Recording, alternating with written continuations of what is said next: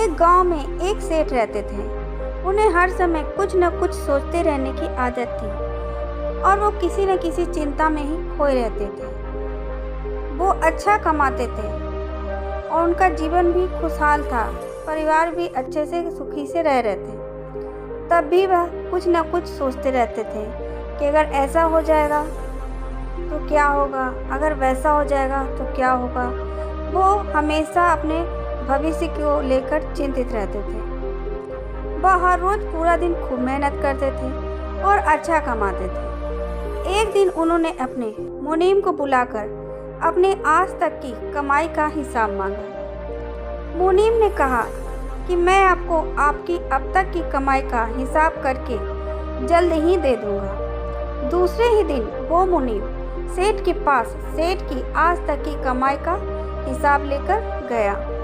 मुनीम ने सेठ को बताया कि जिस तरह से आज खर्च हो रहे हैं उस हिसाब से तो आपने इतना कमा लिया है कि अगर आप आज से कमाना छोड़ भी दें तो भी आपकी 5 पीढ़ियां आराम से अपना जीवन जी सकती हैं, बिना कमाए हुए अच्छे से खा पी सकती हैं।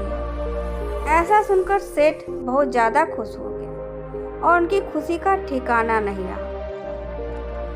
अब सेठ अपनी सफलता से बहुत खुश तो थे, लेकिन उन्हें अब चिंता फिर से सताने लगी कि 5 पीढ़ी तो खुश हो जाएंगे, लेकिन छठा पीढ़ी से क्या होगा। अब उन्हें अपनी छठी पीढ़ी को भी साथ ही साथ चिंता हो रही थी। सेठ सोच रहे थे कि मेरी छठी पीढ़ी कैसी होगी और मेरी कमाई 5वीं पीढ़ी तक ही खत्म हो जाएगी, तो फिर मेरी आने वाली छठवीं पीढ़ी का क्या होगा। सेठ अपनी भविष्य की पीढ़ी को लेकर चिंता करने लगते हैं और उनका स्वास्थ्य इसी कारण बिगड़ने लगता है। वो अपनी भविष्य की पीढ़ी की इतनी चिंता करते हैं कि वो अपना आज ही जीना भूल जाते हैं। सेठ का एक दोस्त उन्हें मिलने के लिए आता है और सेठ की ये हालत देखकर उन्हें कहता है कि मैं आपको एक उपाय बताता हूँ, आप अगर वैसा करेंगे तो आप जल्द ही ठीक हो जाएंगे। सेठ ने कहा कि मैं बहुत सारे दिनों से बीमार हूँ, मुझे आप जल्दी से ठीक होने का उपाय बताइए। दोस्त ने कहा कि आप मेरे साथ एक बौद्ध भिक्षु के पास चलिए, वो आपकी सारी समस्याओं का हल करेंगे। वहाँ बहुत सारे लोग जाकर अपनी समस्याओं का हल करते हैं और उन्हें मानसिक तनाव से भी मुक्ति मिलता है। सेठ का दोस्त सेठ को लेके बौद्ध भिक्षु के पास पहुँचता है। बौद्ध भिक्षु आते हैं और उनका सेठ का दोस्त बौद्ध भिक्षु को अपने दोस्त की समस्याओं को बताता है और बौद्ध भिक्षु बिना कुछ बोले ही अंदर मठ में चले जाते हैं।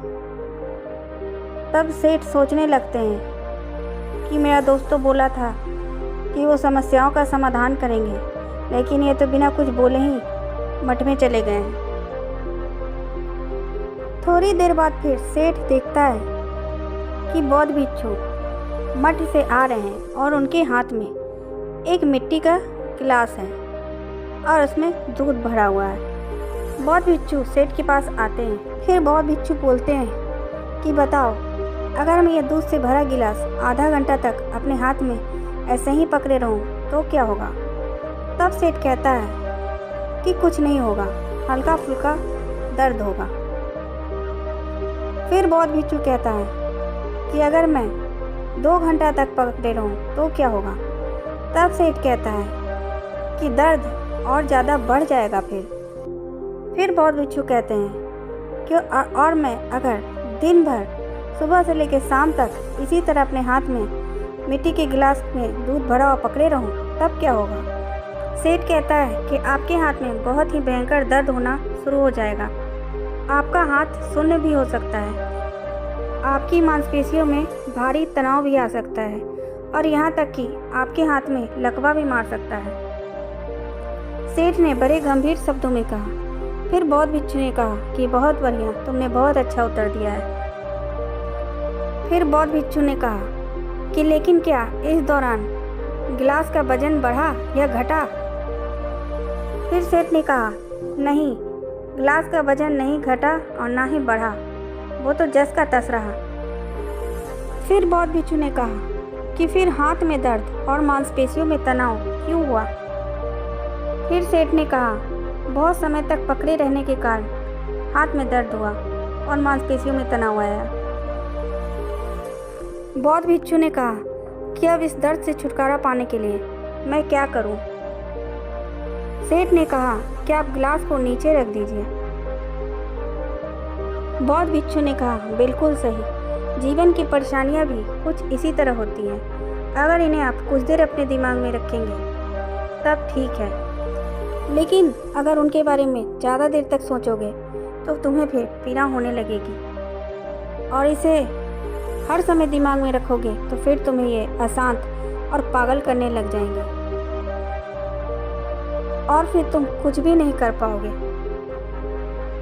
फिर बौद्ध भिक्षु कहते हैं कि अपने आगे की भविष्य की चिंता करना जरूरी है, लेकिन उसे ही सोचते रहना या उसी को पकड़ के रखना कि क्या होगा, तो ठीक उस गिलास की तरह वो भी तुम्हारे जीवन में दर्द करना शुरू कर देगा। अगर तुम आज भविष्य के बारे में सोचते रहोगे कि आगे क्या होगा, तो ये आज भी तुम्हारे जीवन से निकल जाएगा और फिर पश्चाताप करते रहोगे। इसलिए भविष्य के बारे में सोचना बंद करो और अपने आज के कर्मों पर ध्यान दो और अपना जीवन खुशी से व्यतीत करो, क्योंकि चिंता व्यक्ति को उसकी चिता तक ले जाती है। चिंता करोगे तो भटक जाओगे, चिंतन करोगे तो भटके हुए को रास्ता दिखाओगे।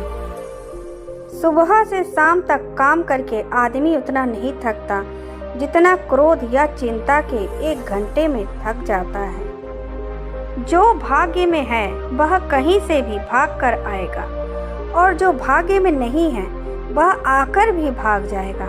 फिर चिंता किस बात की?